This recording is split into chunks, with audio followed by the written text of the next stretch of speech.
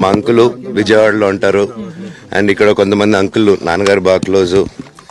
మనోజ్, నువ్వు ఎన్నో సంవత్సరాలు ఇంటి బయటగా ఉన్నావు, నీ సొంతంగా ఉన్నావు.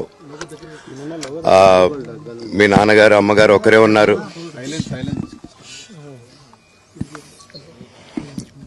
మీ నాన్నగారు అమ్మగారు ఒకరే ఉన్నారు. మీ అన్నయ్య ఏమో దుబాయ్కి షిఫ్ట్ అయిపోయాడు ఫ్యామిలీతో. మీ వైఫ్ ప్రెగ్నెంట్గా ఉంది. తనకి తల్లిదండ్రులు లేరు. తనకి ఇప్పుడు మీ అమ్మ అవసరం ఉంది, పెద్దోళ్ళు అవసరం ఉంది. నువ్వు అక్కడే ఎలా చూసుకుంటావు అంటే, నాకు ఆ రోజు మా భార్య కూడా ఒకసారి వాళ్ళు అన్నీ చెప్తున్నారు కదా, ఎందుకంటే ఒకసారి వినండి అంటే, సరేమ్మా నీకోసం వస్తాను అని చెప్పి మళ్ళీ తిరిగి రావడం జరిగింది. అండ్ నేను ఈరోజు నా గురించి ఆరోపణలు వేస్తున్నారంటే అది నేనేం చెప్పలేను. ఓన్లీ మీకు ఆధారాలు మాత్రమే చూపించగలుగుతాను. ఇప్పుడు వాళ్ళు చెప్పి నేను చెప్పి ఇది కరెక్ట్ కాదండి. నేను ఎప్పటి నుంచో కూర్చొని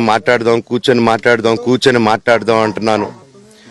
పిల్లలకి లోకల్లో ఉన్న, అక్కడ లోకల్లో ఉండేది ఎవరో కాదండి, మా బంధువులే అండి అందరూ. ఆ చుట్టుపక్కల గ్రామాలందరూ మా నానమ్మ ఊరు, మా అమ్మమ్మ ఊరు అందరూ మా వాళ్ళండి. వాళ్ళ పిల్లలు, మనవాళ్ళు, వాళ్ళ బంధువులు. సో వాళ్ళకి అన్యాయం, వాళ్ళు నాకు వాళ్ళ అర్జీలు పెట్టుకున్నారు, వాళ్ళ లెటర్లు పంపించారు, వాళ్ళన్నీ చేశారు. నేను వాళ్ళకి సపోర్ట్గా మద్దతుగా నిలబడి ఏమైంది నేను అడిగేసరికి వినయ్ అతనికి ఫోన్ చేశాను, మెసేజ్లు పెట్టాను. సార్ వాట్ ఈస్ హ్యాపెనింగ్, నేను కావాలంటే కాలు మీద కూడా పడతానండి, ఈ ఇష్యూ క్లియర్ చేయండి, మాట్లాడుకుందాం అంటే చాలా దురుసుగా రిప్లైలు పెట్టారు. నేను ప్రతిదీ ఈరోజు సాయంత్రం 5:30కి ప్రెస్ మీట్ పెట్టి ఇన్నాళ్ళు ఆగానండి, ఇంకా ఆగలేను. ఈరోజు ఈవినింగ్ ప్రతిదీ చెప్పేస్తాను. ఆ రోజు నేను పోలీసు సపోర్ట్ అడిగినప్పుడు స్టేషన్కి 100కి ఎందుకు ఫోన్ చేశాను, ఆ 100 దగ్గర నుంచి నేను పర్మిషన్ ఇస్తున్నాను, నాకు ప్రాబ్లం లేదు.